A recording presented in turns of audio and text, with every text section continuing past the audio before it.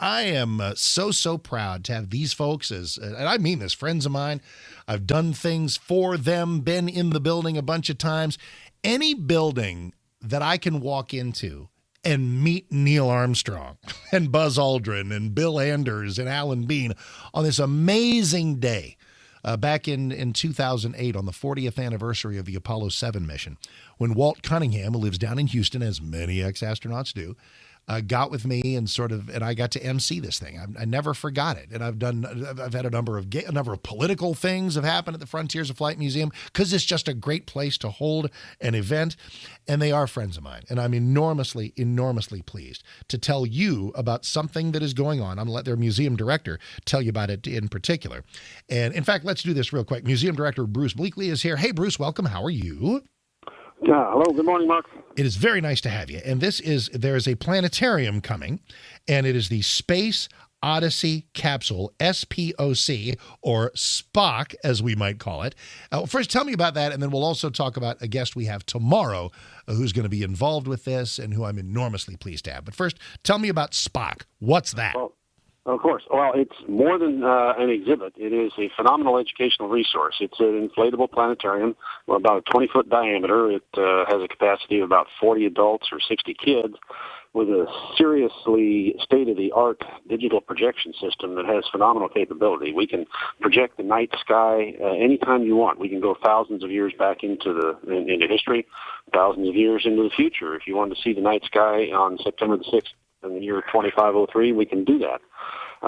It can also give you the perspective of the night sky from any place in the universe. We could project the night sky as if you were on Mars, looking back toward the sun or toward the direction of Earth, and see the Earth as a bright spot in the sky, and watch Mars's two little moons go whizzing by a couple of times a night.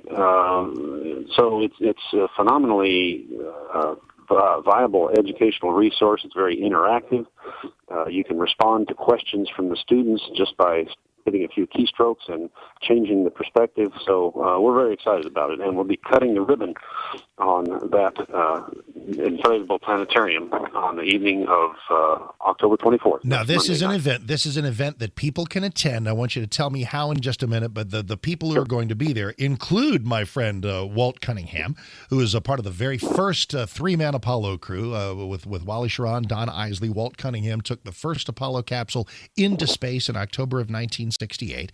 And we've had an interesting stretch here on the show recently. Everybody loved when we had Fort Worth's own Alan Bean, the lunar module pilot of Apollo 12, just a few short weeks ago. And there is a gentleman who is coming, and I met him in your building a couple of years ago. There was a big gala for Ralph Hall, Congressman Ralph Hall, who had done so much for, and Tom Stafford's in the building, Alan Bean's in the building, Jim Lovell is in the building, and also Fred Haise, lunar module pilot for Apollo 13, who, along with Jim Lovell, did not get to walk on the moon there in April of 1970, but they got home alive. They got home alive. And LEM pilot Fred Haise is with you that night on the 24th, and he will be with us on the show Monday the 21st or 20th. Yeah, no, tomorrow. Tomorrow at 9:05. Fred Haise tomorrow at 9:05. So Fred's going to come. People can come, meet him, meet Walt Cunningham. What is that event like, and what do people need to do? It's going to be really great because Fred Haise will be our speaker, and he's an interesting character. He became very important to the Apollo 13 crew's survival because as the lunar module pilot, he was most familiar with its systems, and they used, as you remember the story, they used the lunar module as kind of a lifeboat. Yep. and took advantage of its systems to stay alive and also help them get back home. So that's going to be great. Also, of course, Marty Turco with the Dallas Stars. We figured that would be kind of why not have a star with us. Exactly. I saw that and I thought, wait a minute, what does that have to do with this? But of course, the Dallas Stars at the Frontiers of Flight Museum. Of course, we're cutting the ribbon on a planetarium. So Mr. Turco is going to help Fred Haise and Walt Cunningham and us cut the ribbon on this new exhibit, this new educational resource, and we're looking forward to it. And if people want to attend, what do they do? The tickets are available. You can go to our website at www.flightmuseum.com or call 214-699-4621. 699-4621, 214-699-4621, or flightmuseum. Com. Very, very good. Well, Bruce, thank you. How long have you been the director over there? I've been here at the museum for 11 years now. Was there just like one director who preceded you? Because it seems like it's been around for a while.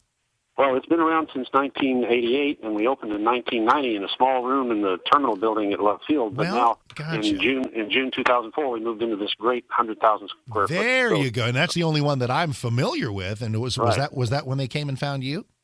Actually, I came here a year after that, so I didn't get in on all the business of building the building, but the folks that did it did a great job. It's a fantastic facility. And where'd you come from? What were you doing before? I was before that, I was the executive director of the San Diego Aerospace Museum. Wow! Oh man, so you left that weather to come here to Texas. I know people always ask me about that. I have a lot of family in Texas and Oklahoma, so. Hey, listen, we don't have the beaches of Southern California. We don't have the mountains of Colorado, but I think you'll get it. You'll give me an amen on this. You know what we have around here? Texans. Yeah, that's right. And you know what? That's the most interesting part. It certainly is. And last thing, I don't know if did I get a chance to meet you?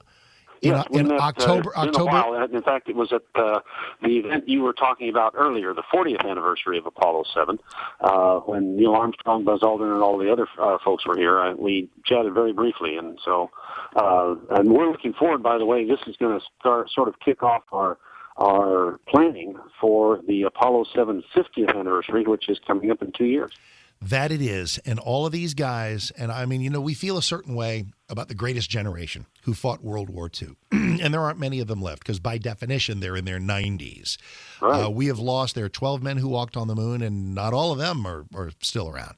And to meet Neil and Buzz that day, and Bill Anders, who was on the Apollo 8 crew with Frank Borman and Jim Lovell, and to have all of this, to be, can I ask how old you are, Bruce?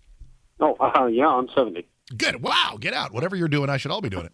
All right. So you were a young adult when Neil Armstrong put that boot into lunar soil. Absolutely. I remember we were watching over to one of our squadron pilot's house. He had the biggest TV. So and how big was that in 1969? It was only about 23 inches. Exactly. I think I had a little Zenith, and it captured my heart, and I never let go. And I've tried to find these folks and welcome them onto the show. And when Walt called, and to be affiliated with you and that museum of yours, and anybody who has any love of aeronautics, any love of space, any fascination of all of this, the Frontiers of Flight Museum is a jewel in the crown of DFW. So I just want to thank you for that day, which will live in my heart forever. There's a picture in my house of Neil Armstrong appreciatively shaking my hand. Are you kidding me? Are you kidding me that would ever happen in my life? And it's because it happened in your building, and I can't tell you how much it means to me. So on the 24th, which is Monday, everybody hop on there at flightmuseum.com or 214-699-4621. Tickets to the ribbon cutting for SPOC, the planetarium there, and it's just going to be great. And Fred Haise is there, lunar module pilot of 13, Walt Cunningham from the Apollo 7 crew, and Walt's just a pistol. These guys are all in their 80s, as I've said, and I have a feeling they'll be around for a good long while, and I sure hope so, because they tend to lead good, healthy lives, and to be around them is a joy, and everybody should, and I hope everybody comes to your event there, Bruce. Thank you so much. Well, you bet. Thanks for having us. Pleasure to have you. You betcha. Sorry, I kind of got